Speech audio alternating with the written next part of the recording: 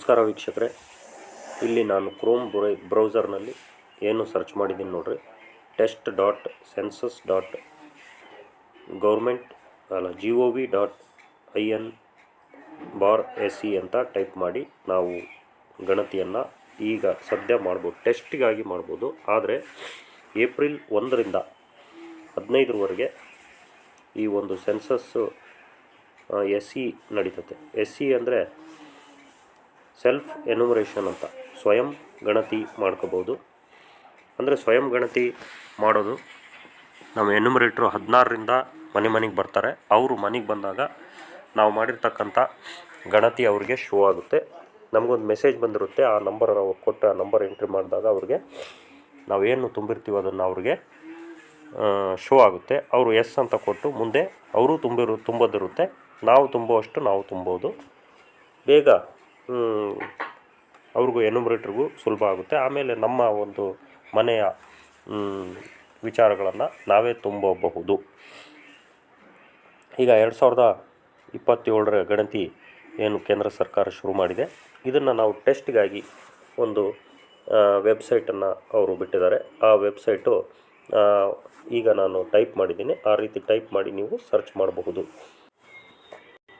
ನಾವು ಸರ್ಚ್ ಮಾಡಿ ಅದನ್ನು ನಾವು ಓಕೆ ಕೊಟ್ಟಾಗ ಇಲ್ಲಿ ನೋಡಿರಿ, 1 household should use only 1 mobile number ಅಂತ. ಅಂದರೆ ಒಂದು ಮನೆಯವರು ಒಂದು ಮೊಬೈಲ್ ನಂಬರನ್ನು ಒಂದು ಸಾರಿ ನಾವು ಮೊಬೈಲ್ ನಂಬರ್ ಹಾಕಿದರೆ ಅದು ಇನ್ನೊಂದು ಮೊಬೈಲ್ ನಂಬರನ್ನು ತೆಗೆದುಕೊಳ್ಳೋದಿಲ್ಲ ಅಂತಂದೇಳಿ. ಇಲ್ಲಿ ಫಕ್ಸ್ ಅಂತಂದೇಳಿ ಆ ಬ್ಲೂ ಒಂದು ಬಾಕ್ಸ್ ಇದೆ, ಅದರಲ್ಲಿ FAQs ಅಂದರೆ ಕೇಳಲಾಗಿರ್ತಕ್ಕಂಥ ಕ್ವಶನ್ಗಳು. ಈ ಒಂದು ಗಣತಿ ಬಗ್ಗೆ ಏನೇ ಕ್ವಶನ್ಗಳು ಆನ್ಸರ್ ಇದ್ದರೂ ಇದರಲ್ಲಿ ಇರುತ್ತೆ ಅಂತಕ್ಕಂಥದ್ದು. ಇಲ್ಲಿ ನಾವು ಸೆಲ್ಫ್ ಎನ್ಯುಮರೇಷನ್ HLO ಅಂದರೆ ಹೌಸ್ ಲಿಸ್ಟಿಂಗ್, ಅಂದರೆ ಏನು ಇದೆ ವೀಕ್ಷಕರೇ. ಸೆಲ್ಫ್ ಎನ್ಯುಮರೇಷನ್ ಅಂದರೆ ಸ್ವಯಂ ಗಣತಿ, ಅಂದರೆ ಪ್ರತಿ ಮನೆಯವರು ತಾವೇ ಸ್ವಯಂ ಗಣತಿ ಮಾಡ್ಕೋಬಹುದು. ಇಲ್ಲಿ ಸೆಲೆಕ್ಟ್ ಸ್ಟೇಟ್ ಅಂತ ಇದೆ, ಆಮೇಲೆ ಕ್ಯಾಪ್ಚಾ ಇದೆ, ವೆರಿಫೈ ಆ್ಯಂಡ್ ಪ್ರೊಸೀಡ್ ಅಂತ ಇದೆ. ನಾವು ಸೆಲೆಕ್ಟ್ ಸ್ಟೇಟ್ ಆಯ್ಕೆ ಮಾಡಿಕೊಂಡು ಕ್ಯಾಪ್ಚಾ ಹಾಕಿ ವೆರಿಫೈ ಆ್ಯಂಡ್ ಪ್ರೊಸೀಡ್ಗೆ ಒತ್ಬೋದು. ನಾವು ವೆರಿಫೈ ಅಂತ ಕೊಟ್ಟಾಗ ಇಲ್ಲಿ ವೆಲ್ಕಮ್ ಅನ್ನೋ ಒಂದು ಮೆಸೇಜ್ ಬಂದಿದೆ. ಇಲ್ಲಿ ಹಿಂದಿಲಿ ಮತ್ತು ಇಂಗ್ಲೀಷ್ನಲ್ಲಿ ಎರಡೂ ಇರುತ್ತೆ. ನಾನು ಇಂಗ್ಲೀಷ್ನಲ್ಲಿ ಕೆಳಗಡೆ ಸ್ಕ್ರೋಲ್ ಮಾಡಿ ನೋಡ್ತಾ ಇದ್ದೀನಿ. Welcome to self enumeration portal for housing list operations. HLO ಅಂದರೆ house listing operation, phase of census 2027. ಅಂದರೆ ಇದು ಫಸ್ಟ್ನೇ ಫೇಸ್, ಅಂದರೆ ಮೊದಲನೇ ಫೇಸ್. ಇದು 2 ಫೇಸಿನಲ್ಲಿ ನಡೀತದೆ. ಈಗ 2026ರಲ್ಲಿ ಹೌಸ್ ಲಿಸ್ಟಿಂಗ್ ಆಗುತ್ತೆ. ಅದಾದ ನಂತರ 2027 ಮಾರ್ಚ್ನಲ್ಲಿ ನಿಜವಾದ ಗಣತಿ ನಡೀತದೆ. Through this portal you may provide information for HLO pertaining to your household. It will make around 15 to 20 minutes to complete this process. ಅಂದರೆ 15ರಿಂದ 20 ನಿಮಿಷ ಬೇಕಾಗ್ಬೋದು ಅಂತ ಹೇಳ್ತೆ. ಅದಕ್ಕಿಂತ ಬೇಗನೆ ಮುಗಿದೋಗುತ್ತೆ. After confirmation and submission you will be provided self enumeration ID. ಅಂದರೆ ಒಂದು ID ನಂಬರ್ ಬರುತ್ತೆ ನಮಗೆ SMS ಮೂಲಕ, ಅಂದರೆ ಮೆಸೇಜ್ ಬರುತ್ತೆ. When the census enumerator visits your house, please share the SE ID with her or him to facilitate completion of the HLO for your household. ಒಂದು number ಬರುತ್ತೆ. ಆ number ಇವರು ಬಂದಾಗ, ನಿಮ್ಮ ಮನೆಗೆ ಎನ್ಯುಮರೇಟ್ರ್ ಬಂದಾಗ ಅದನ್ನು ನೀವು ಅವ್ರಿಗೆ ನೀಡಬೇಕು. FAQs and tool tips relevant to the items are provided for better understanding during filling up. ಕೆಳಗಡೆ ಓಕೆ ಬಟನ್ ಇದೆ, ಆ ಓಕೆ ಬಟನನ್ನು ಒತ್ತೋಣ. ಕೆಳಗಡೆ ಓಕೆ ಬಟನ್ ಇದೆ, ಆ ಓಕೆ ಬಟನನ್ನು ಒತ್ತೋಣ. ಇಲ್ಲಿ ಓಕೆ ಬಟನ್ ಒತ್ತಿದ ಮೇಲೆ ಸ್ಟೇಟ್ ಕರ್ನಾಟಕ ಮೊದಲೇ ನಾವು ಸೆಲೆಕ್ಟ್ ಮಾಡಿದ್ವಿ. Name of the head of the house hold ಅಂದರೆ ಮನೇಲಿ ಯಾರು ಯಜಮಾನರಿರ್ತಾರೆ, ಮುಖ್ಯಸ್ಥರಿರ್ತಾರೆ, ಅವರ ಹೆಸರನ್ನು ಹಾಕಬೇಕು. ಮೊಬೈಲ್ ನಂಬರನ್ನು ತುಂಬಬೇಕು. ಇಮೇಲ್ ಏನು ಆಪ್ಷನ್ ಇಲ್ಲ. ಎಲ್ಲಿ ಸ್ಟಾರ್ ಗುರುತಿರುತ್ತೋ, ಕೆಂಪು ಸ್ಟಾರ್ ಗುರುತಿದೆ, ಅಲ್ಲಿ ನಾವು ತುಂಬಲೇಬೇಕಾಗಿರ್ತಕ್ಕಂಥ ನಾವು ಇದು 3 ತುಂಬಿ ನಾವೇನು ಮಾಡೋಣ, ವೆರಿಫೈ ಆ್ಯಂಡ್ ಪ್ರೊಸೀಡ್ ಅಂತ ಕೊಡೋಣ. ಇಮೇಲ್ ಆಪ್ಷನಲ್ ಅಂತ ಇದೆ, ಇಮೇಲ್ ಹಾಕಿದರೂ ಹಾಕ್ಬೋದು, ಬಿಟ್ಟರೂ ಬಿಡ್ಬೋದು. ಈಗ ನಾನು ಇವನ್ನ ತುಂಬಿ ಓಕೆ ಕೊಡ್ತೀನಿ. ಮುಖ್ಯಸ್ಥರ ಹೆಸರನ್ನು ತುಂಬಕ್ಕೆ ಹೋದಾಗ ಈ ರೀತಿ ಮೆಸೇಜ್ ಬಂದಿದೆ, ಇಂಪಾರ್ಟೆಂಟ್ ನೋಟಿಸ್ ಅಂತ. Please enter the name of the head of the household correctly. Once registered it cannot be changed later. ಒಂದು ಸರಿ ನಾವು ಹೆಸರನ್ನು ತುಂಬಿಟ್ರೆ ಅದನ್ನು ಚೇಂಜ್ ಮಾಡೋಕ್ಕೆ ಬರೋದಿಲ್ಲ. ಅದಕ್ಕೆ ಓಕೆ ಕೊಟ್ಟು ಇಲ್ಲಿ ನಾನೇನು ಮಾಡ್ತೀನಿ, ಈ ಒಂದು ಹೆಸರನ್ನು ತುಂಬ್ತೀನಿ.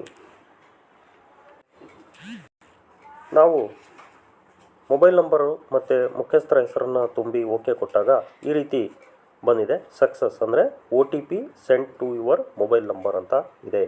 ಅದನ್ನು ಕೆಳಗಡೆ ಓಕೆ ಕೊಡೋಣ.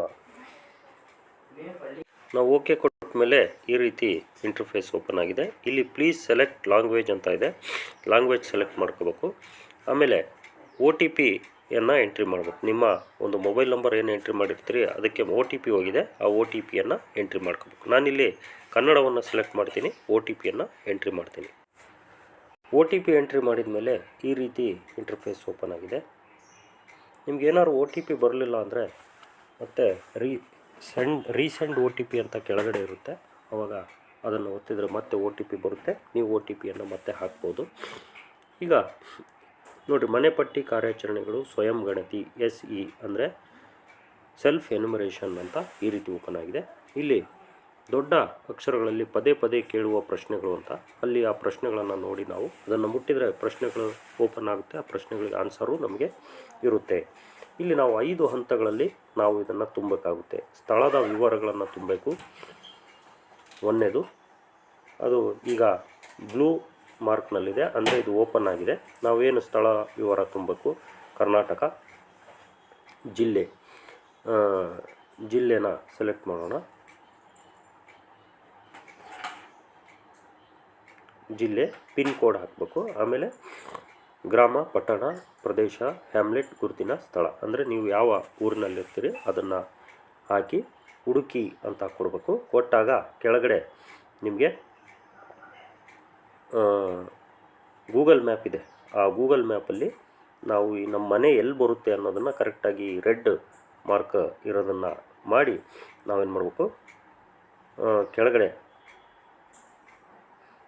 ನೋಡ್ರಿ ಉಳಿಸಿ ಮತ್ತು ಮುಂದೆ ಸಾಗಿ ಅಂತ ಇದೆ, ಅದನ್ನು ನಾವು ಒತ್ತಿದರೆ ಅಲ್ಲಿಗೆ ಈ ಒಂದು ಮೊದಲನೇ ಒಂದು ಕಿಂಡಿ ಮುಗಿತದೆ. ಆಮೇಲೆ ಎರಡನೇದು ಓಪನ್ ಆಗುತ್ತೆ, ಜನಗಣತಿ ಮನೆ ವಿವರಗಳು ಅಂತಂದೇಳಿ. ಈಗ ನಾವು ಮೊದಲಿಗೆ ಜಿಲ್ಲೆ, ಪಿನ್ ಕೋಡು, ಗ್ರಾಮದ ಹೆಸರು ಹಾಕಿ ನಾವು ಇಲ್ಲಿ ಇದನ್ನು ನಾವು ಸೆಟ್ ಮಾಡೋಣ.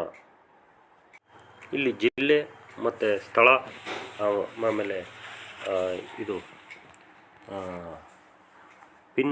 ಪಿನ್ ಕೋಡ್ ಹಾಕಿದ ಮೇಲೆ ಹುಡುಕಿ ಅನ್ನೋದ್ರ ಮೇಲೆ ಒತ್ತೋಣ. ಸ್ಥಳ ಕಂಡು ಬಂದಿದೆ, ಮ್ಯಾಪ್ನಲ್ಲಿ ನಿಮ್ಮ ಮನೆಗೆ ಮಾರ್ಕರನ್ನು ದಯವಿಟ್ಟು ಎಳೆಯಿರಿ ಅಂತ ಇದೆ. ಅಂದರೆ ನಾವು ದಾವಣಗೆರೆ ಅಂತ ಹಾಕಿರೋದು ಕಂಡು ಬಂದಿದೆ. ನೀವು ಕೆಳಗಡೆ ಇದರಲ್ಲಿ ಮ್ಯಾಪ್ನಲ್ಲಿ ಆ ಕೆಂಪು ಮಾರ್ಕನ್ನು ನಿಮ್ಮ ಮನೆಗೆ ಎಳಿಬೇಕು. ಅಂದರೆ ಆ ಮನೆ ಕರೆಕ್ಟಾಗಿ ಎನ್ಯುಮರೇಟರ್ ಬರೋದಕ್ಕೆ ಅದು ಈಸಿ ಆಗುತ್ತೆ. ಓಕೆ ಕೊಡೋಣ. ಆ ಮ್ಯಾಪ್ ನೋಡ್ರಿ ದಾವಣಗೆರೆಗೆ ತೋರಿಸ್ತಾ ಇದೆ. ಅದನ್ನು ನಾವು ಸಣ್ಣದು ಅಥವಾ ಎಕ್ಸ್ಪ್ಯಾಂಡು ಮಾಡ್ಬೋದು. ನಮ್ಮ ಮನೆ ಎಲ್ಲಿದೆ ಅನ್ನೋದನ್ನು ಕರೆಕ್ಟಾಗಿ ನಾವು ಅದರಲ್ಲಿ ಹುಡುಕ್ಬೋದು. ಈಗ ನಾವು ಈ ರೀತಿ ನಾವು ಅದನ್ನು ಮುಟ್ತಾ ಅದನ್ನು ನಾವು ಏನು ಎಕ್ಸ್ಪ್ಯಾಂಡ್ ಮಾಡೋದು ಅಥವಾ ಈ ರೀತಿ ಮಾಡೋದು ಮಾಡ್ಕೊಳ್ತಾ ನಮ್ಮ ಮನೆ ಎಲ್ಲಿದೆ ಅನ್ನೋದು ಹುಡುಕ್ಬೇಕು. ನಮ್ಮ ಏರಿಯಾ ನೋಡಬೇಕು ಎಲ್ಲಿದೆ ಅನ್ನೋದು. ನಮ್ಮ ಮನೆ ಹತ್ರ ಮಸ್ಜಿದೆ ಬದರ್ ಅನ್ನೋ ಒಂದು ಇದೆ ಇರೋದ್ರಿಂದ ಅಲ್ಲಿ ಕರೆಕ್ಟಾಗಿ ನೋಡಿ ನಮ್ಮ ಮನೆ ಇಲ್ಲೇ ಸಿಕ್ಕಿದೆ. ಈ ಮನೆ ಹತ್ತಿರ ನಾನು ಈ ಒಂದು ಕೆಂಪು ಬಟನ್ ಬರೋ ರೀತಿಲಿ ನೋಡ್ರಿ, ಇಲ್ಲಿ ಮುಟ್ಟಿದರೆ ಇಲ್ಲಿ ಹೋಗುತ್ತೆ, ಇಲ್ಲಿ ಮುಟ್ಟಿದರೆ ಇಲ್ಲಿ ಬರುತ್ತೆ, ಇಲ್ಲಿ ಮುಟ್ಟಿದರೆ ಇಲ್ಲಿ ಬರುತ್ತೆ. ನಮ್ಮ ಮನೆ ಎಲ್ಲಿರುತ್ತೋ ಅಲ್ಲಿ ನಾವು ಈ ರೀತಿ ಹಾಕಿ ನಾವು ಏನು ಮಾಡಬೇಕು, ಆ ಮನೆ ಮೇಲೆ ಬೇಕಾದ್ರೆ ನೀವು ಹಾಕ್ಬೋದು. ಈ ರೀತಿ ನಾವು ಹಾಕಿದ್ವಿ. ಇಲ್ಲಿ ನಾವೇನು ಮಾಡಬೇಕು, ಕೆಳಗಡೆಗೆ ಮರು ಹೊಂದಿಸಿ ಅಲ್ಲ ಉಳಿಸಿ ಮತ್ತು ಮುಂದೆ ಸಾಗಿಯನ್ನು ಒತ್ತಬೇಕು. ಉಳಿಸಿ ಮತ್ತು ಮುಂದುವರಿಸಿ ಕೊಟ್ಟ ಮೇಲೆ ಇಲ್ಲಿ ನಮ್ಮ ಸ್ಥಳದ ವಿವರಗಳು ಬಂದಿವೆ, ಅಕ್ಷಾಂಶ ಮತ್ತು ರೇಖಾಂಶಗಳು ಬಂದಿದ್ದಾವೆ. ದಯವಿಟ್ಟು ನಿಮ್ಮ ಸ್ಥಳವನ್ನು, ಮನೆಯ ಸ್ಥಳವನ್ನು ದೃಢೀಕರಿಸಿ ಅಂತ ಕೆಳಗಡೆ ಬಟನ್ ಇದ್ದಾವೆ, ಅದನ್ನು ಒತ್ತಬೇಕು. ಓಕೆ ಅಂತನ ಇರ್ತದೆ. ನೀವು ಆಯ್ಕೆ ಮಾಡಿದ ಸ್ಥಳದೊಂದಿಗೆ ಮುಂದುವರಿಯಲು ಬಯಸುವಿರಾ ಅಂತ.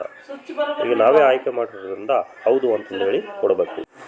ಈಗ 2 ಸ್ಥಳದ ವಿವರಗಳು ಮುಗೀತು. ಈಗ ಎರಡನೇ ಒಂದು ಕಿಂಡಿ ಓಪನ್ ಆಗಿದೆ.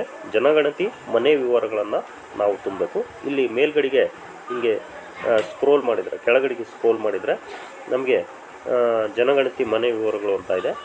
ಇದೇನು ಜನಗಣತಿ ಮನೆ ವಿವರ? ಒಂದು ಜನಗಣತಿ ಮನೆಯು ರಸ್ತೆ ಅಥವಾ ಸಾಮೂಹಿಕ ಅಂಗಳ ಅಥವಾ ಮೆಟ್ಟಿಲು. ಇಲ್ಲಿ ಮೊದಲನೇ ಪ್ರಶ್ನೆ ಏನಿದೆ ನೋಡ್ರಿ. ಜನಗಣತಿ ಮನೆಯ ನೆಲಕ್ಕೆ ಪ್ರಧಾನವಾಗಿ ಬಳಸಲಾಗಿರುವ ನಿರ್ಮಾಣ ಸಾಮಗ್ರಿ.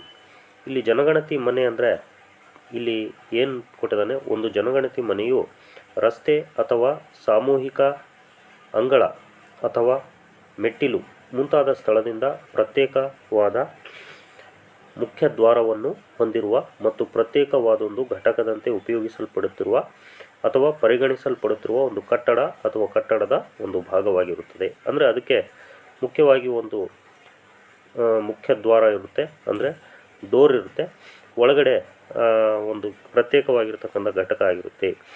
ಇದು ನಿಮ್ಮ ಮನೆಯ ನೆಲಕ್ಕೆ ಪ್ರಧಾನವಾಗಿ ಬಳಸಲಾಗಿರುವ ಸಾಮಗ್ರಿ. ನೆಲ ಯಾವ ರೀತಿ ಇದೆ ಅಂತ ಸಾಮಾನ್ಯವಾಗಿ ಈ ಹಿಂದಿನ ದಿನಗಳಲ್ಲಿ ಹಿಂದಿನ ಕಾಲದಲ್ಲಿ ಮಣ್ಣು ಮರ ಇರ್ತಿತ್ತು. ಇಟ್ಟಿಗೆ, ಸುಟ್ಟ ಇಟ್ಟಿಗೆಯಲ್ಲಿ ಎಲ್ಲಿ ಇರ್ತದೆ, ಕಲ್ಲು ಸಿಮೆಂಟಿನ ನೆಲಗಳು ಮೊದಲೇ ಇರ್ತಾಯಿದ್ವು. ಈಗ ಜಾಸ್ತಿ ನೆಲ ಟೈಲ್ಸನ್ನು ನಾವು ಹಾಕೋಣ. ಇತರೆ ಸಾಮಗ್ರಿ ಅಂತ ಹಾಕಿದರೆ ಇತರೆ ಸಾಮಗ್ರಿ ಯಾವುದು ಅನ್ನೋದನ್ನು ಮತ್ತೆ ನಾವು ಹಾಕಬೇಕಾಗುತ್ತೆ. ನಾವು ನೆಲದ ಟೈಲ್ಸ್ ಅಂತ ಹಾಕ್ಬಿಡೋಣ. ಗ್ರಾನೈಟ್ಗೂ ಟೈಲ್ಸೇ ಎರಡೂ ಒಂದೇ ಆಗುತ್ತೆ. ಜನಗಣತಿ ಮನೆಯ ಗೋಡೆಗೆ ಪ್ರಧಾನವಾಗಿ ಬಳಸಲಾಗಿರುವ ನಿರ್ಮಾಣ ಸಾಮಗ್ರಿ. ಗೋಡೆಗೆ ನಾವು ಏನು ಹಾಕಿದ್ದೀವಿ?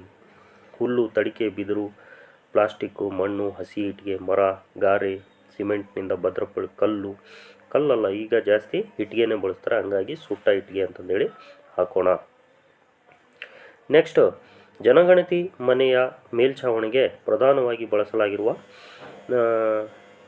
ನಿರ್ಮಾಣ ಸಾಮಗ್ರಿ. ಅಂದರೆ ಮೇಲೆ ನಾವು ಸಾಮಾನ್ಯವಾಗಿ RCC ಹಾಕಿರ್ತೀವಿ. ಕೆಲವರು ಹೆಂಚಿನ ಮನೆ ಇರ್ತವೆ, ಕೆಲವು ತಗಡಿನ ಮನೆಗಳಿರ್ತವೆ. ನೋಡಿ ಅದನ್ನು ಹುಡುಕಿ ನೀವು ಹಾಕಬೇಕು. ಇಲ್ಲಿ ಕಾಂಕ್ರೀಟ್ ಅನ್ನೋದು ಇದೆ, ಅದನ್ನು ನಾವು ಸೆಲೆಕ್ಟ್ ಮಾಡಿದ್ದೀನಿ.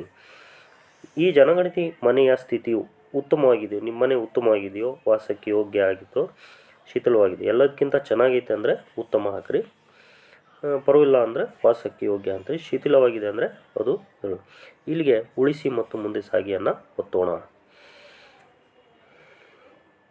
ನೋಡಿರಿ, ದೃಢೀಕರಣ ಮುಂದುವರಿಯಲು ನೀವು ಖಚಿತವಾಗಿ ಬಯಸುವಿರಾ? ಹೌದು ಅಂತ ಒತ್ತಿರಿ, ಹಸಿರು ಬಟನನ್ನು ಒತ್ತಿರಿ. ಈಗ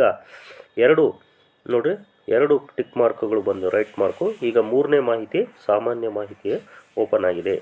ಕುಟುಂಬಕ್ಕೆ ಸಂಬಂಧಿಸಿದ ಮಾಹಿತಿ. ಈ ಕುಟುಂಬದಲ್ಲಿ ಸಾಮಾನ್ಯವಾಗಿ ವಾಸಿಸುತ್ತಿರುವ ವ್ಯಕ್ತಿಗಳ ಸಂಖ್ಯೆ. ಎಷ್ಟು ಜನ ವಾಸಿಸ್ತಾ ಇದ್ದಾರೆ? ಈಗ ನಮ್ಮ ಮನೆಯಲ್ಲಿ 5 ಜನ ವಾಸಿಸ್ತಾ ಇದ್ದಾರೆ. ಕುಟುಂಬದ ಸದಸ್ಯರ ಸಂಖ್ಯೆಯನ್ನು ಹಾಕಿದ್ವಿ. ಈಗ ಕುಟುಂಬದ ಮುಖ್ಯಸ್ಥರ ಹೆಸರು ಮೊದಲೇ ನಾವು ಎಂಟ್ರಿ ಮಾಡಿದ್ವಿ. ನೆಕ್ಸ್ಟ್, ಮನೆಯ ಮುಖ್ಯಸ್ಥರ ಹೆಸರನ್ನು ಆಯ್ಕೆ ಮಾಡಿದ ಭಾಷೆ ನಾವು ಕನ್ನಡ ಆಗಿರೋದ್ರಿಂದ ಕನ್ನಡದಲ್ಲಿ ನಾವು ಹಾಕಬೇಕಾಗುತ್ತೆ. ಹೆಸರನ್ನು ಎಂಟ್ರಿ ಮಾಡಿದ್ವಿ. ಈಗ ಕುಟುಂಬದ ಮುಖ್ಯಸ್ಥರ ಲಿಂಗ, ಅಂದರೆ ಯಾವ ಲಿಂಗ ನಿಮ್ಮ ಮುಖ್ಯಸ್ಥರ ಲಿಂಗ ಅನ್ನೋದು, ಗಂಡು ಹೆಣ್ಣು, ಮಂಗಳಮುಖಿ ವ್ಯಕ್ತಿ ಅಂದರೆ ಗಂಡು ಅಲ್ಲ ಹೆಣ್ಣು ಅಲ್ಲ ಅವ್ರನ್ನ. ಆಮೇಲೆ ನೀವು ಪರಿಶಿಷ್ಟ ಜಾತಿನೋ ಪರಿಶಿಷ್ಟ ಪಂಗಡನೋ ಅಥವಾ ಇತರೆನೋ, 3 ಕಾಲಮ್ ಇರೋದು ಜಾತಿಯವ್ರದ್ದು, ಇತರೆ ಹಾಕೋದು. ಆಮೇಲೆ ಈ ಮನೆಯ ಮಾಲೀಕತ್ವದ ಸ್ಥಾನಮಾನ, ಸ್ವಂತನೋ ಬಾಡಿಗೆನೋ ಅಥವಾ ಬಾಡಿಗೆ ಆದರೆ ಸ್ಥಳದಲ್ಲಿ ಸ್ವಂತ ಮನೆ, ಬಾಡಿಗೆ ಆದರೆ ಬೇರೆ ಸ್ಥಳದಲ್ಲಿ ಸ್ವಂತ ಮನೆ ಇದ್ದಲ್ಲಿ ಅನ್ನೋದು 2ನೇ ಆಪ್ಷನ್ನು. ಬಾಡಿಗೆ ಆದರೆ ಯಾವುದೇ ಸ್ವಂತ ಮನೆ ಇಲ್ಲ, ಸ್ವಂತ ಮನೆ ಇಲ್ಲದವರು 3ನೇ ಆಪ್ಷನ್ನು. ಈ ರೀತಿ ಆಯ್ಕೆ ಮಾಡಬೇಕು. ವಾಸದ ಕೊಠಡಿಗಳ ಸಂಖ್ಯೆ, ನಿಮ್ಮ ಒಂದು ಮನೆಯಲ್ಲಿ ಎಷ್ಟು ಕೊಠಡಿಗಳು ಇದ್ದಾವೆ ಅಂತ ಹಾಕ್ಬೋದು. 2, 1, 2, 3, 4 ಹಾಕ್ಬೋದು. ಈಗ ಈ ಕುಟುಂಬದಲ್ಲಿ ವಾಸಿಸುತ್ತಿರುವ ವಿವಾಹಿತ ದಂಪತಿಗಳ ಸಂಖ್ಯೆ. ಈಗ ನಮ್ಮ ಮನೇಲಿ ಗಂಡ ಹೆಂಡತಿ ನಾವಿಬ್ಬರೇ, ಹಾಗಾಗಿ 1 ಜೋಡಿ ಇಲ್ಲಿ ಇದೆ, ಹಾಗಾಗಿ ನಾವು 1 ಜೋಡಿ ಅಂತ ಹಾಕ್ತೀನಿ. ಅಂದರೆ 1 ಅಂದರೆ 1 ಜೋಡಿ ಗಂಡ ಹೆಂಡತಿ. ಈಗ ಉಳಿಸಿ ಮತ್ತು ಮುಂದೆ ಸಾಗಿ ಅಂತ ಬಂದಿದೆ, ಅದನ್ನು ನಾನು ಮುಟ್ತೀನಿ. ಮುಂದುವರಿಯಲು ನೀವು ಖಚಿತವಾಗಿ ಬಯಸಿರೋ ಹೌದು ಅಂತ ಓದ್ತೀನಿ. ಈಗ ನೋಡಿರಿ 3 ಟಿಕ್ ಮಾರ್ಕ್ ಬಂದು. ಈಗ 4ನೇದು ಸೌಲಭ್ಯಗಳು ಅನ್ನೋ ಒಂದು ಕಿಂಡಿ ಓಪನ್ ಆಗಿದೆ. ಇಲ್ಲಿ ಕುಟುಂಬಕ್ಕೆ ಲಭ್ಯವಿರುವ ಸೌಲಭ್ಯಗಳು. ಕುಡಿಯುವ ನೀರಿನ ಪ್ರಧಾನ ಮೂಲ ಯಾವುದು? ಮೂಲದಲ್ಲಿ ನೋಡಿರಿ ಸೆಷನ್ ಎಕ್ಸ್ಪೈರಿಂಗ್ ಅಂತ ಬಂದಿದೆ. ಅಂದರೆ 10-15 ನಿಮಿಷ ಅದು ಸೆಷನ್ ಇರುತ್ತೆ. ಮತ್ತು ನಾವು ಲಾಗೌಟ್ ಆಗುತ್ತದು. ಆದರೆ ಸ್ಟೇ ಲಾಗ್ಡ್ ಇನ್ ಅಂತ ನಾನು ಓದ್ತೀನಿ, ಯಾಕಂದರೆ ಲಾಗಿನ್ ಆಗಿ ಇನ್ನೂ ಮುಂದುವರ್ಸೋಣ ಇದು. ಅಥವಾ ನೀವು ಸ್ಕಿಪ್ ಆಯ್ತಪ್ಪ ಲಾಗೌಟ್ ಆತಂದರೆ ಮತ್ತು ಇನ್ನೊಂದು ಸಾರಿ ನೀವು ಲಾಗಿನ್ ಆಗ್ಬೋದು ನಿಮ್ಮ ಮೊಬೈಲ್ ನಂಬರ್ ಹಾಕಿ. ಈಗ ನೋಡಿರಿ ಹಗಲೆಲ್ಲ ಕೇಳ್ತಾ ಇದೆ, ಇದು ಬಂದಿದೆ.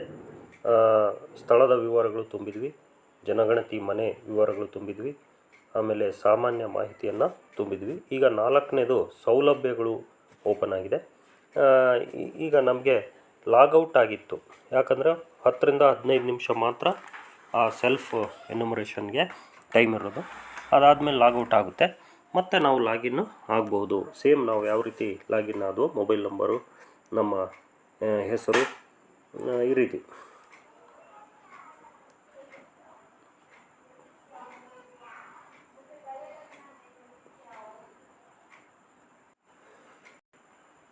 ಈಗ ಕುಟುಂಬಕ್ಕೆ ಲಭ್ಯವಿರುವ ಸೌಲಭ್ಯಗಳಲ್ಲಿ ಕುಡಿಯುವ ನೀರಿನ ಪ್ರಧಾನ ಮೂಲ ಪ್ರಶ್ನೆಯನ್ನು ಕೇಳಿದ್ದಾರೆ. ಕುಡಿಯುವ ನೀರು ಮೂಲದಲ್ಲಿ ಸಂಸ್ಕರಿಸಿದ ಕೊಳಾಯಿ ನೀರು, ಮೂಲದಲ್ಲಿ ಸಂಸ್ಕರಿಸದ ಕೊಳಾಯಿ ನೀರು, ಬಾವಿ, ಕೈಪಂಪು, ಕೊಳವೆ ಬಾವಿ, ಬೋರು ಹೋಲು, ಚಿಲುಮೆ, ನದಿ ಕಾಲುವೆ, ಕೆರೆ, ಕೊಳ, ಸರೋವರ, ಪ್ಯಾಕೇಜ್ಡ್ ಬಾಟಲಿ ನೀರು, ಇತರೆ ಮೂಲಗಳು. ಈಗ ನಮ್ಮಲ್ಲಿ ಬರ್ತಕ್ಕಂಥದ್ದು ಯಾವುದು? ಕೊಳಾಯಿ ನೀರು ಬರುತ್ತೆ. ಮೂಲದಲ್ಲಿ ಸಂಸ್ಕರಿಸಿದ ಕೊಳಾಯಿ ನೀರು ಬರುತ್ತೆ. ಹಾಗಾಗಿ ಮೂಲದಲ್ಲಿ ಸಂಸ್ಕರಿಸಿದ ಕೊಳಾಯಿ ನೀರನ್ನು ತಗೊಂಡಿದ್ದೀವಿ. ನಿಮ್ಮ ಒಂದು ಕ್ಷೇತ್ರದಲ್ಲಿ ಯಾವ ರೀತಿ ಕುಡಿಯುವ ನೀರಿನ ಮೂಲ ಇದೆ ಅನ್ನೋದನ್ನು ನೀವು ಆಯ್ಕೆ ಮಾಡಿಕೊಳ್ರಿ. ನೆಕ್ಸ್ಟು, ಕುಡಿಯುವ ನೀರಿನ ಮೂಲದ ಲಭ್ಯತೆ ಎಲ್ಲಿದೆ? ಆವರಣದ ಒಳಗೆ ನಲ್ಲಿ ಹಾಕ್ಸಿದ್ರೋ ಅಥವಾ ಆವರಣದ ಸಮೀಪ ನಲ್ಲಿ ಇದೆಯೋ, ದೂರದಲ್ಲಿ ನಲ್ಲಿ ಇದೆಯೋ? ಆವರಣದ ಒಳಗೆ ನಲ್ಲಿ ಇದೆ ನಮ್ಮದು ಅಂತ. ಬೆಳಕಿನ ಪ್ರಧಾನ ಮೂಲ ಯಾವುದು? ಈಗೆಲ್ಲ ವಿದ್ಯುತ್ ಶಕ್ತಿನೇ ಉಪಯೋಗಿಸೋದು. ಹಿಂದೆ ಎಲ್ಲ ಸೀಮೆಎಣ್ಣೆ ಬಳಸ್ತಾಯಿದ್ರು. ಸೌರಶಕ್ತಿನೂ ಭಾಳಷ್ಟು ಜನ ಬಳಸ್ತಾರೆ. ಸೌರಶಕ್ತಿ ಬಳಸೋರು ಸೌರಶಕ್ತಿ ಹಾಕ್ಬೋದು. ಇತರೆ ತೈಲ ಇದು ಯಾವುದೂ ಬರೋದಿಲ್ಲ. ಆದರೂ ನಿಮ್ಮಲ್ಲಿ ಯಾವ ರೀತಿ ಲಭ್ಯತೆ ಇದೆ ಅದನ್ನು ಹಾಕ್ಬೋದು. ಶೌಚಾಲಯದ ಲಭ್ಯತೆ. ಮನೆಯಲ್ಲಿ ಶೌಚಾಲಯ, ಲೆಟ್ರಿನ್ ರೂಮ್ ಇದ್ದರೆ ಹೌದು ಅಂತ. ಪ್ರತ್ಯೇಕವಾಗಿ ಕುಟುಂಬದ ಬಳಕೆಗೆ ಮಾತ್ರನೋ, ಇತರೆ ಕುಟುಂಬದ ಜೊತೆಗೆ ಹಂಚಿಕೆನೋ? ಈಗೆಲ್ಲ ಕುಟುಂಬದ ಬಳಕೆಗೆ ಮಾತ್ರ ಬಳಸ್ತಾ ಇದ್ದಾರೆ. ನೀವು ಸಾರ್ವಜನಿಕ ಶೌಚಾಲಯ ಬಳಸ್ತಾ ಇದ್ದರೆ ಸಾರ್ವಜನಿಕ ಶೌಚಾಲಯ ಆಯ್ಕೆ ಮಾಡ್ಕೋಬಹುದು. ಶೌಚಾಲಯ ಇಲ್ಲ ಅನ್ನೋದಾದರೆ ಬಯಲಲ್ಲಿ ಹೋಗ್ತೀವಿ ಅನ್ನೋದನ್ನು ನೀವು ಆಯ್ಕೆ ಮಾಡ್ಕೋಬಹುದು. ನೆಕ್ಸ್ಟ್, ಶೌಚಾಲಯದ ಬಗ್ಗೆ ವಿಧಗಳು. ಯಾವ ರೀತಿ ಶೌಚಾಲಯ ನಿಮ್ಮಲ್ಲಿ ಇದೆ? ಫ್ಲಶ್ ನೀರು ಹಾಕುವ ಶೌಚಾಲಯಗಳನ್ನು ಸಂಪರ್ಕಿಸಿರುವುದು. ಯಾವುದಕ್ಕೆ? ನಿಮ್ಮ ಶೌಚಾಲಯದ ಒಂದು ವೇಸ್ಟೇಜ್ ಹೋಗೋದು ಯಾವ ರೀತಿ? ಒಳಚರಂಡಿ ವ್ಯವಸ್ಥೆ, ಪೈಪ್ಡ್ ಸಿವರ್ನೋ, ಸೆಪ್ಟಿಕ್ ಟ್ಯಾಂಕೋ, ಇತರೆ ವ್ಯವಸ್ಥೆನೋ? ಭಾಳಷ್ಟು ಹಳ್ಳಿಗಳ ಕಡೆ ಡ್ರೈನೇಜ್ ಇರೋದಿಲ್ಲ, ಅಲ್ಲಿ ಸೆಪ್ಟಿಕ್ ಟ್ಯಾಂಕ್ ಮಾಡಿರ್ತಾರೆ ಅಥವಾ ಇತರ ವ್ಯವಸ್ಥೆ ಇರುತ್ತೆ. ನಗರ ಪ್ರದೇಶ ಆಗಿರೋದ್ರಿಂದ ನಾನಿರೋ ಪ್ರದೇಶ ಒಳಚರಂಡಿ ವ್ಯವಸ್ಥೆ ಅಂತ ಹಾಕಿದೆ.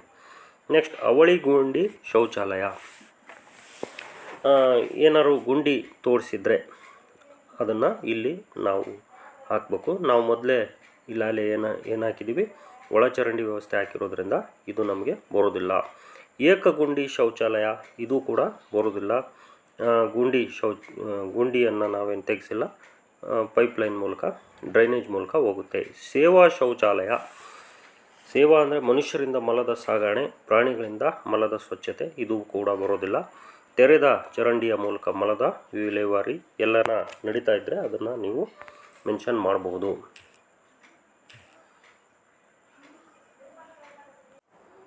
ಮಲಿನವಾದ ನೀರನ್ನು ಹೊರಸಾಗಿಸಲು ಮಾಡಿರುವ ಜೋಡಣೆ.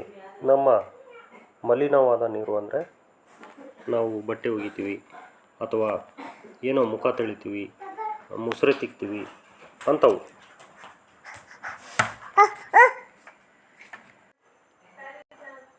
ಈ ಒಂದು ನೀರು ಒಳಚರಂಡಿ ಮೂಲಕ ಹೋಗುತ್ತೆ. ನಮ್ಮ ಡ್ರೈನೇಜ್ ಇರೋದ್ರಿಂದ ನಾವು ಸಿಟಿಯಲ್ಲಿದ್ದೀವಿ, ಹಾಗಾಗಿ ಒಳಚರಂಡಿಯನ್ನು ನಾನು ಆಯ್ಕೆ ಮಾಡ್ಕೊತೀನಿ. ಹಳ್ಳಿ ಪ್ರದೇಶ ಆದರೆ ತೆರೆದ ಚರಂಡಿ ಇಲ್ಲ.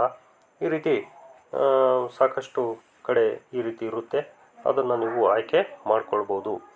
ಆವರಣದ ಒಳಗೆ ಸ್ನಾನದ ಸೌಲಭ್ಯ. ಆವರಣದ ಒಳಗೇ ಭಾಳಷ್ಟು ಇದು ಮನೆಗಳಲ್ಲಿ ಇರುತ್ತೆ, ಅಂದರೆ ಮನೆ ಒಳಗೆ ಸ್ನಾನದ ಸೌಲಭ್ಯ ಇರುತ್ತೆ. ಹೌದು, ಸ್ನಾನಗೃಹ ಅಂತ ನಾವು ಆಯ್ಕೆ ಮಾಡ್ಕೊತೀವಿ. ಮೇಲ್ಛಾವಣಿ ಇಲ್ಲದ ಸ್ನಾನಗೃಹ ಕೆಲವು ಕಡೆ ಹಳ್ಳಿ ಪ್ರದೇಶಗಳಲ್ಲಿ ಅಥವಾ ಕಡಿಮೆ ಒಂದು ನಾಗರಿಕತೆ ಬೆಳೆದಿರಲ್ಲ ಅಥವಾ ಬಡತನ ಇರುತ್ತೆ, ಅಂಥ ಜಾಗಗಳಲ್ಲಿ ಇರ್ತದೆ. ಅಥವಾ ಇದು ಇಲ್ಲ ಅನ್ನೋದು ಯಾವುದಕ್ಕೆ, ಆವರಣದ ಒಳಗೆ ಸ್ನಾನದ ಸೌಲಭ್ಯ ಇಲ್ಲ ಅನ್ನೋದಕ್ಕೆ ಇದನ್ನು ಆಯ್ಕೆ ಮಾಡಿಕೊಳ್ಬೇಕು. ನೆಕ್ಸ್ಟ್, ಅಡುಗೆ ಮನೆಯ ಲಭ್ಯತೆ ಮತ್ತು LPG PNG ಸಂಪರ್ಕ. ಅಡುಗೆ ಮನೆ ಎಲ್ಲ ಮನೆಗಳಲ್ಲಿ ಇರ್ತದೆ. ಅಡುಗೆ ಮನೆಯಲ್ಲಿ LPGನೇ ಈಗ ಬಳಸ್ತಾ ಇರೋದು ಜಾಸ್ತಿ. ಕೆಲವು ಕಡೆ LPG ತಗೊಳೋಕ್ಕೆ ಬಡತನ ಇರೋರು ಕಟ್ಟಿಗೆಯನ್ನು ಉಪಯೋಗಿಸ್ತಾರೆ. ನೆಕ್ಸ್ಟ್, ಮನೆಯ ಒಳಗೆ ಅಡಿಗೆ ಆದರೆ ಅಡಿಗೆ ಮನೆಯಲ್ಲಿ ಅಲ್ಲ. ಈಗ ಮನೆಯ ಒಳಗೆ ಈಗ ಮೇಲ್ಗಡೆ ನಾವು ಏನಂತ ತುಂಬಿದ್ದೀವಿ, ಅಡಿಗೆ ಮನೆಯಲ್ಲಿ ಅಡಿಗೆ ಅನ್ನೋದನ್ನು ತುಂಬಿದ್ದೀವಿ. ಆದರೆ ಮನೆ ಒಳಗೆ ಅಡಿಗೆ ಆದರೆ ಅಡುಗೆ ಮನೆಯಲ್ಲಿ ಅಲ್ಲ, ಅಡುಗೆ ಮನೆ ಇಲ್ಲದವರು ಇದನ್ನು ತುಂಬಬೇಕಾಗುತ್ತೆ. ನೆಕ್ಸ್ಟ್, ಬಯಲಲ್ಲಿ ಅಡುಗೆ ಇರೋರು ಇದನ್ನು ಅಂದರೆ ಮನೆಯ ಹೊರಗೆ ಅಡುಗೆ ಮಾಡೋರು ಇದನ್ನು ತುಂಬಬೇಕಾಗುತ್ತೆ. ಅಡುಗೆ ಮಾಡೋದಿಲ್ಲ ಅನ್ನೋರು ಈ ಒಂದು ಆಪ್ಷನನ್ನು, ಮೇಲಿನ ಆಪ್ಷನ್ ಯಾವುದನ್ನು ತಗೋಬಾರ್ದು, ಈ ಆಪ್ಷನ್ನ ತಗೋಬೇಕು. ಅಡುಗೆ ಮಾಡಲು ಬಳಸುವ ಪ್ರಮುಖ ಇಂಧನ. ಅಡುಗೆ ಮಾಡಲು ಸೌದೆಯನ್ನು ಮೊದಲೇ ಬಳಸ್ತಾ ಇದ್ದರು, ಆದರೆ ಈಗ ಯಾರೂ ಬಳಸ್ತಾ ಇಲ್ಲ. ಕೆಲವು ಕಡೆ ಬಳಸ್ಲೂಬೋದು. ಬೆಳೆಗಳ ಉಳಿಕೆ ಅಂದರೆ ಬೆಳೆಗಳಲ್ಲಿ ಏನು ಉಳಿಕೆ ಆಗಿರುತ್ತೆ ಅದನ್ನು ಬೆರಣಿ, ಭಾಳಷ್ಟು ಜನ ಬೆರಣಿಯನ್ನು ನೀರು ಕಾಯಿಸೋಕೆ ಬಳಸ್ತಾಯಿದ್ರು. ಈಗಲೂ ಬಳಸ್ತಾ ಇದ್ದರೆ ಅದನ್ನು ನೀವು ತಗೋಬೋದು. ಈಗೆಲ್ಲ ಜಾಸ್ತಿ LPGನೇ ಬಳಸ್ತಾ ಇರೋದು. ಕೆಲವರು ವಿದ್ಯುತ್ ಶಕ್ತಿನೂ ಕೂಡ ಬಳಸ್ತಾರೆ, ಬಯೋಗ್ಯಾಸ್ ಬಳಸ್ತಾರೆ, ಸೌರಶಕ್ತಿನೂ ಬಳಸ್ತಾರೆ. ಯಾವುದು ನಿಮಗೆ ಸೂಕ್ತ ಅನಿಸುತ್ತೋ ಅದನ್ನು ಹಾಕ್ರಿ. ಇದು ಸೆಲ್ಫ್ ಎನ್ಯುಮರೇಷನ್ನು. ಇವರು ಕೂಡ ಎನ್ಯುಮರೇಟ್ರು ಕೂಡ ಇದೇ ಪ್ರಶ್ನೆಗಳಿಗೆ ಕೇಳಿ ಉತ್ತರ ಬರೀಬೇಕು. ಈಗ ಉಳಿಸಿ ಮತ್ತು ಮುಂದೆ ಸಾಗಿ ಅನ್ನೋದನ್ನು ನಾನು ಮುಟ್ತೀನಿ. ಇಲ್ಲಿ ಮುಂದುವರಿಯಲು ನೀವು ಖಚಿತವಾಗಿ ಬಯಸುವಿರಾ? ಹೌದು ಅನ್ನೋದನ್ನು ನಾನು ಮುಟ್ತೀನಿ. ಇಲ್ಲಿಗೆ ನೋಡ್ರಿ, 4 ಈಗ ಸ್ಥಳದ ವಿವರ ಆಯಿತು, ಜನಗಣತಿ ರೈಟ್ ಮಾರ್ಕ್ ಬಂತು, ಜನಗಣತಿ ಮನೆ ವಿವರಗಳು, ಸಾಮಾನ್ಯ ಮಾಹಿತಿ ರೈಟ್ ಮಾರ್ಕ್ ಬಂತು, ಸೌಲಭ್ಯಗಳು ರೈಟ್ ಮಾರ್ಕ್ ಬಂತು. ಈಗ ಸ್ವತ್ತುಗಳನ್ನು ನಾವು ನೋಡೋಣ. ಇಲ್ಲಿ ಮೇಲ್ಗಡೆಗೆ ಸ್ಕ್ರೋಲ್ ಮಾಡಿದರೆ ಕುಟುಂಬವು ಹೊಂದಿರುವ ಮತ್ತು ಲಭ್ಯವಿರುವ ಸ್ವತ್ತುಗಳು ವಾಣಿಜ್ಯ ಉಪಯೋಗಕ್ಕೆ ಸಹ ಬಳಸುತ್ತಿದ್ದಲ್ಲಿ ಪರಿಗಣಿಸಬೇಕಾಗುತ್ತದೆ. ಅಂದರೆ ವಾಣಿಜ್ಯ ಉಪಯೋಗ ಅಂದರೆ ಕಮರ್ಷಿಯಲ್ ಯೂಸು, ಅದನ್ನು ನಾವು ಪರಿಗಣಿಸಬೇಕಾಗುತ್ತೆ. ರೇಡಿಯೋ ಟ್ರಾನ್ಸಿಸ್ಟರ್ ಇದೆಯಾ ಅಂತ. ಈಗ ರೇಡಿಯೋ ಮೊದಲಿನ ಕಾಲದಲ್ಲಿ ರೇಡಿಯೋನೇ ಇರ್ತಿತ್ತು, ಆದರೆ ಈಗ ರೇಡಿಯೋ ಇಲ್ಲ. ಮೊಬೈಲ್ ಸ್ಮಾರ್ಟ್ಫೋನ್ ಇದೆ, ಹೌದಾ? ಮೊಬೈಲ್ ಸ್ಮಾರ್ಟ್ಫೋನ್ ಎಲ್ಲರ ಹತ್ರ ಇದೆ. ಯಾವುದೇ ಇತರ ಸಾಧನ ಇವೆಲ್ಲ ಯಾವುದು ಬೇಡ. ಒಟ್ಟು ಏನು, ರೇಡಿಯೋ ಅಥವಾ ಟ್ರಾನ್ಸಿಸ್ಟರ್ ಇದೆ, ಮೊಬೈಲ್ ಸ್ಮಾರ್ಟ್ಫೋನ್ನಲ್ಲಿ ಇರುತ್ತೆ. ಈಗ ಟೆಲಿವಿಷನ್ನು ಭಾಳಷ್ಟು ಮನೆಗಳಿಗೆ ಇರ್ತದೆ, ಬಹುತೇಕ ಮನೆಗಳಿಗೆ. ಇತರೆ DTH ಡಿಶ್ಶು ಅಂತ ಇದೆ. ಉಚಿತ ಡಿಶ್ ಅಲ್ಲ ದೂರದರ್ಶನ, ಇತರೆ DTH ಡಿಶ್ ಅಂತ ಹಾಕ್ರಿ. ಅಥವಾ ಕೇಬಲ್ ಸಂಪರ್ಕ ಇದ್ದರೆ ಕೇಬಲ್ ಸಂಪರ್ಕ ಹಾಕ್ರಿ. ಯಾವುದು ಇಲ್ಲ ಅಂದರೆ ಇಲ್ಲ ಅಂತ ಹಾಕ್ರಿ. ಇಂಟರ್ನೆಟ್ ಸಂಪರ್ಕ ಇದೆಯಾ? ಹೌದು ಇದೆ. ಭಾಳಷ್ಟು ಈಗ ಎಲ್ಲ ಕಡೆಗೂ ಹೊಲದಲ್ಲಿರೋರು ಕೂಡ ಮೊಬೈಲನ್ನು ಬಳಸ್ತಾ ಇದ್ದಾರೆ, ಅದರಲ್ಲಿ ಇಂಟರ್ನೆಟ್ ಇರುತ್ತೆ. ಹಾಗಾಗಿ ಮೊಬೈಲನ್ನು ತೊಗೊಳ್ರಿ. ಅಥವಾ ಲ್ಯಾಪ್ಟಾಪ್ ಇದ್ದರೆ ಲ್ಯಾಪ್ಟಾಪ್ ಹಾಕ್ರಿ. ಮೊಬೈಲಿಂದನೇ ಲ್ಯಾಪ್ಟಾಪಿಗೆ ಕನೆಕ್ಟ್ ಮಾಡ್ಕೊಳ್ತಾರೆ, ಹಾಗಾಗಿ ಮೊಬೈಲ್ಗೆ ನೀವು ಆಯ್ಕೆ ಮಾಡಿಕೊಳ್ರಿ. ಇಂಟರ್ನೆಟ್ ಇಲ್ಲ ಅಂದರೆ ಇಲ್ಲ ಅಂತ ಆಯ್ಕೆ ಮಾಡಿಕೊಳ್ರಿ. ಲ್ಯಾಪ್ಟಾಪ್ ಕಂಪ್ಯೂಟ್ರು ಇದ್ದರೆ ನಿಮ್ಮ ಹತ್ರ ಹೌದು ಆಯ್ಕೆ ಮಾಡ್ಕೊಳ್ರಿ, ಇಲ್ಲ ಅಂದರೆ ಇಲ್ಲ ಅಂತ ಹಾಕ್ರಿ. ಟೆಲಿಫೋನ್ ಮತ್ತು ಮೊಬೈಲ್ ಫೋನ್ ಇದೆಯಾ? ಸ್ಥಿರ ದೂರವಾಣಿ ಮಾತ್ರ ಇದೆಯಾ? ಇಲ್ಲದಿದ್ದರೆ ಅದನ್ನ ಆಯ್ಕೆ ಮಾಡ್ಕೋಬೇಡ್ರಿ. ಮೊಬೈಲ್ ಮಾತ್ರ ಇದೆಯಾ? ಹೌದು. ಅಂಥದ್ದು ಸ್ಮಾರ್ಟ್ಫೋನ್ ಇದೆ. ಅಥವಾ ಕೀಪ್ಯಾಡು ಇದ್ದರೆ ಇತರೆ ಸಾಮಾನ್ಯ ಮೊಬೈಲನ್ನು ಬಳಸ್ಕೊಳ್ರಿ, ಆಯ್ಕೆ ಮಾಡಿಕೊಳ್ರಿ. ಕೆಲವರು ಮೊಬೈಲ್ ಇಲ್ಲದವರು ಇರ್ತಾರೆ, ಅವ್ರಿಗೆ ಇಲ್ಲ ಅಂತ ಆಯ್ಕೆ ಮಾಡ್ಕೋಬೇಕು. ನೆಕ್ಸ್ಟ್ ಬೈಸಿಕಲ್ ಮತ್ತು ಸ್ಕೂಟರ್, ಮೋಟರ್ ಸೈಕಲ್, ಮೊಪೆಡ್. ಈಗ ಸ್ಕೂಟ್ರು, ಬೈಸಿಕಲ್ ಅಂದರೆ ಸೈಕಲ್ಲು ಇದ್ದರೆ ಸೈಕಲ್ ಹಾಕಿರಿ, ಸ್ಕೂಟ್ರ್ ಇದ್ದರೆ ಸ್ಕೂಟ್ರ್ ಹಾಕಿರಿ. ಒಂದು ತಗೊಂಡ್ರೆ ಇನ್ನೊಂದು ಮಾಯ ಆಗ್ತಾಯಿದೆ. ಮೇಲಿನ ಎರಡೂ ಇದ್ದಲ್ಲಿ ಎರಡೂ ತಗೊಳ್ರಿ. ಸೈಕಲ್ಲು ಇರುತ್ತೆ, ಕೆಲವರು ಭಾಳಷ್ಟು ಜನಕ್ಕೆ ಮೋಟರ್ ಸೈಕಲ್ ಇರ್ತದೆ. ಇಲ್ಲ ಅಂದರೆ ಯಾವುದೇ ಇಲ್ಲ ಅಂದರೆ ಈ ಒಂದು ಆಪ್ಷನನ್ನು ಆಯ್ಕೆ ಮಾಡ್ಕೊಳ್ಳಿ. ಕಾರು, ಜೀಪು, ವ್ಯಾನ್ ಇದೆಯಾ ಅಂತ. ಕಾರ್ ಇದ್ದರೆ ಹೌದು ಅಂತ ಹಾಕ್ರಿ, ಕಾರ್ ಇಲ್ಲ ಅಂದರೆ ಇಲ್ಲ ಅಂತ ಹಾಕ್ರಿ. ಕುಟುಂಬದಲ್ಲಿ ಸೇವನೆಗೆ ಬಳಸುವ ಪ್ರಮುಖ ಧಾನ್ಯಗಳು. ಈಗೆಲ್ಲ ಜಾಸ್ತಿ ಜನ ಅಕ್ಕಿನೇ ಬಳಸ್ತಾ ಇದ್ದಾರೆ, ಅಕ್ಕಿನ ತಿಂತಿದ್ದಾರೆ. ಹಾಗಾಗಿ ಎಲ್ಲ ಕಿರಾಣಿ ಅಂಗಡಿಗಳಲ್ಲಿ ಅಕ್ಕಿನೇ ಮುಖ್ಯವಾದ ಧಾನ್ಯ ಆಗಿದೆ. ಈಗ ಗೋಧಿನೂ ಬಳಸ್ತಾರೆ, ಜಾಸ್ತಿ ಅಂದರೆ ಅಕ್ಕಿನೇ ಈಗ ಬಳಸ್ತಾ ಇರೋದು. ನೀವು ಯಾವ್ದು ಬಳಸ್ತೀರಿ ಅದನ್ನು ಹಾಕಿ, ಯಾಕಂದರೆ ಇದು ಸೆಲ್ಫ್ ಎನ್ಯುಮರೇಷನ್ನು. ನೆಕ್ಸ್ಟ್ ಮೊಬೈಲ್ ಸಂಖ್ಯೆ ಈಗಾಗಲೇ ನೀವು ಮೊದಲೇ ಹಾಕಿ ನೀವು OTPಯನ್ನು ಪಡೆದಿರ್ತೀರಲ್ಲ, ಅದೇ ಮೊಬೈಲ್ ನಂಬರ್ ಬಂದಿರುತ್ತೆ. ಹಾಗಾಗಿ ಅದೇ ಮೊಬೈಲ್ ಸಂಖ್ಯೆ ಹಾಕಿ ಉಳಿಸಿ ಮತ್ತು ಮುಂದೆ ಸಾಗಿಯನ್ನು ಒತ್ತುತ್ತೀನಿ. ಈಗ ಹಸಿರು ಬಟನ್ನಲ್ಲಿರ್ತಕ್ಕಂಥ ಹೌದನ್ನು ಒತ್ತುತ್ತೀನಿ. ಈಗ ನೋಡಿರಿ, 5 ವಿಭಾಗಗಳು: ಸ್ಥಳದ ವಿವರಗಳು, ಜನಗಣತಿ ಮನೆ ವಿವರಗಳು, ಸಾಮಾನ್ಯ ಮಾಹಿತಿ, ಸೌಲಭ್ಯಗಳು, ಸ್ವತ್ತುಗಳು ಎಲ್ಲವೂ ರೈಟ್ ಮಾರ್ಕ್ ಬಂದವು. ಈಗ ಮುನ್ನೋಟ ಅಂದರೆ ನೋಡೋಣ, ನಾವೇನು ತುಂಬಿದ್ವಿ ಅದೆಲ್ಲ ಇಲ್ಲಿ ಬಂದಿದೆ. ನೋಡಿರಿ, ಸ್ಥಳದ ಮಾಹಿತಿ ಏನೇನು ತುಂಬಿದ್ವಿ ಅದೆಲ್ಲ ಬಂದಿದೆ. ಜನಗಣತಿ ಮನೆ ವಿವರಗಳು ಏನನ್ನು ತುಂಬಿದ್ವಿ ಅದೆಲ್ಲ ಬಂದಿದೆ. ನೆಕ್ಸ್ಟ್ ಮುಖ್ಯಸ್ಥರಿಗೆ ಸಂಬಂಧಿಸಿದ ಮಾಹಿತಿ ನಾವೇನು ತುಂಬಿದ್ವಿ ಎಲ್ಲ ಬಂದಿದೆ. ಕುಟುಂಬಕ್ಕೆ ಲಭ್ಯವಿರುವ ಸೌಲಭ್ಯಗಳು ಬಂದಿದೆ. ಅದಾದ ನಂತರ ಕುಟುಂಬವು ಹೊಂದಿರುವ ಸ್ವತ್ತುಗಳು ತುಂಬಿದ್ವಿ, ಅದು ಬಂತು. ಈಗ ಲಾಸ್ಟಿಗೆ ಏನಿದೆ, ತಿದ್ದುಪಡಿಗಾಗಿ ಹಿಂತಿರುಗಿ ಅಂತ ಇದೆ. ಅಂದರೆ ನಾವು ತುಂಬಿರೋದು ತಪ್ಪೈತಂದರೆ ಬ್ಯಾಕ್ ಹೋಗಬೇಕು. ಬ್ಯಾಕ್ ಅಂದರೆ ಹಿಂತಿರುಗಿ. ಡ್ರಾಫ್ಟ್ ಆಗಿ ಉಳಿಸಿ ಅಂದರೆ ನಾವು ಇನ್ನೂ ಈಗಲೇ ಸಬ್ಮಿಟ್ ಮಾಡೋದು ಬೇಡ, ಇನ್ನೊಂದು ಸ್ವಲ್ಪ ದಿವಸ ಹೋಗಲಿ ಅಂದರೆ ಲಾಸ್ಟ್ ಡೇಟ್ ಐತೆ ಅನ್ನೋದು ಇದ್ದರೆ ನೀವು ಡ್ರಾಫ್ಟ್ ಆಗಿ ಉಳಿಸ್ಕೊಳ್ರಿ. ಈಗ ನಂದು ಎಲ್ಲ ಮುಗ್ದಿರೋದ್ರಿಂದ ನಾನೇನು ಮಾಡ್ತೀನಿ, ದೃಢೀಕರಿಸಿ ಮತ್ತು ಸಲ್ಲಿಸಿ ಅಂತ ಸಬ್ಮಿಟ್ ಅಂತ ಇರುತ್ತೆ ಇಂಗ್ಲೀಷ್ ತಗೊಂಡ್ರೆ. ಈಗ ಸಬ್ಮಿಟ್ ಮತ್ತು ಸಲ್ಲಿಸಿ ಅಂತ. ಅಂತಿಮ ಸಲ್ಲಿಕೆಯ ನಂತರ ಸಲ್ಲಿಸಿದ ಮಾಹಿತಿಗಳಲ್ಲಿ ಯಾವುದೇ ಬದಲಾವಣೆ ಸಾಧ್ಯವಾಗುವುದಿಲ್ಲ. ನೀವು ಮುಂದುವರಿಯಲು ಖಚಿತವಾಗಿ ಬಯಸುವಿರಾ ಅಂತ ನಾನು ಹೌದು ಅಂತ ಕೊಡ್ತೀನಿ. ಅಲ್ಲಿಗೆ ನೋಡಿರಿ, ಈ ಸ್ವಯಂ ನೋಡಿರಿ ಇಲ್ಲೇನು ಬಂತು, ಮೇಲ್ಗಡೆ ಒಂದು ಇದು ಬಂದಿದೆ, ಸ್ವಯಂ ಗಣತಿ ID ಬಂದಿದೆ. ಈ ID-ನ ನಾವು ಸ್ಕ್ರೀನ್ಶಾಟ್ ಒಂದು ಹೊಡ್ಕೊಳ್ತೀನಿ.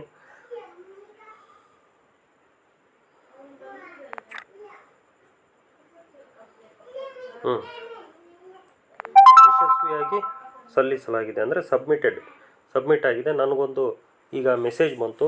ಆ ಮೆಸೇಜ್ನಲ್ಲಿರುತ್ತೆ ಈ ಒಂದು ID. ಸ್ಕ್ರೀನ್ಶಾಟ್ ಹೊಡ್ಕೊಂಡಿದ್ರೂ ಆ ಮೆಸೇಜಲ್ಲಿ ಬಂದಿರುತ್ತೆ.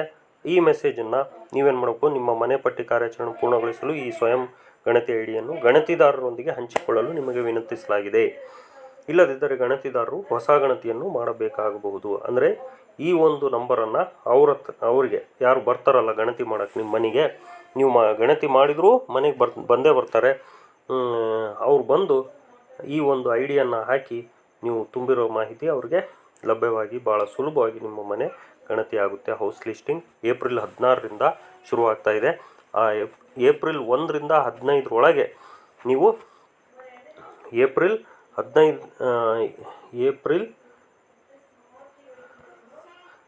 1ರಿಂದ 15 ನೀವು ಸೆಲ್ಫ್ ಎನ್ಯುಮರೇಷನ್ ಮಾಡಬೇಕು. ಅದಕ್ಕೆ ನೀವು ಏನು ಮಾಡಬೇಕು, ಇದು SE ಡಾಟ್ census.gov.in ಅಂತಂದೇಳಿ ಹೊಡೆದು ನೀವು ಸರ್ಚ್ ಮಾಡಿ ನೀವು ನಿಮ್ಮ ಸೆಲ್ಫ್ ಎನ್ಯುಮರೇಷನ್ನ ಮಾಡ್ಕೋಬೋದು. ಈ ರೀತಿ ಸ್ವಯಂ ಗಣತಿಯನ್ನು ಮಾಡ್ಕೊಳ್ಳಿ ಅಂತ ಹೇಳ್ತಾ, ಈ ಒಂದು ವಿಡಿಯೋ ನಿಮ್ಗೆ ಇಷ್ಟ ಆದಲ್ಲಿ ಲೈಕ್ ಮಾಡಿ ಮಕ್ಕಳೇ.